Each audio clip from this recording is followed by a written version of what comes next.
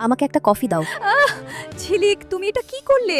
ওহ, দুঃখিত শিরিন, আমার হাত শেষ করে দিয়েছে। তোমার হাতে কি হয়েছে শিরিন? ও কিছু না। যাগ্গে কিছু না হওয়াটাই ভালো। ঝিলিক এবং শিরিন, আগামীকাল রুবেলের মার জন্মদিন। তোমরা দুজনে একটা কেক বানাও, যার কেক রুবেলের মা পছন্দ করবে। রুবেলকে বলবো তাকে পার্টিতে নিয়ে যেতে। তাই নাকি? তাহলে যাচ্ছি। তুমি যেতে পারবে না, ওদের একাই বানাতে দাও। তুমি এটা আগেই পড়লে? থ্যাট, ভালো লাগে না। ঝিলিক, তুমি শুরু করছো না কেন? আমারটা প্রায় হয়ে গেল। তুমি তোমারটা করো, আমারটা নিয়ে ভাবতে হবে না। যাকে, ঠিকই তো, আমি আমারটা করি। কেকটা অনেক সুন্দর হবে মনে হচ্ছে। এখন শুধু সাজানোর কাম বাকি। বন্ধুরা, এটা দিলে কেমন হবে? নাকি এইটা দেব? যাকে আমি দুটো দিয়ে সাজাবো। বন্ধুরা, কেকটা কেমন হলো? আপনারা ভালো বললেই আমি রুবেলের হতে পারবো। কমেন্ট করুন।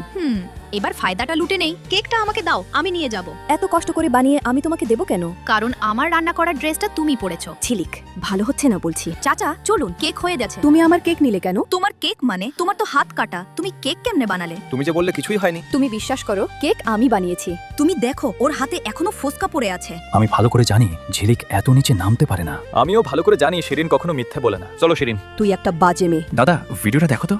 এসব কি? এই কেক আমাকে দে। বিরাজ, মেয়েটাকে এখনই ঘাড় ধাক্কা দিয়ে বের করে দাও। বন্ধুরা, আপনারা রুবেলের জন্য আর শিরিনের জন্য দোয়া করুন, যাতে দুজনের ভালোভাবে বিয়েটা হয়ে যায়। সঙ্গে একটা সাবস্ক্রাইব করে দিন।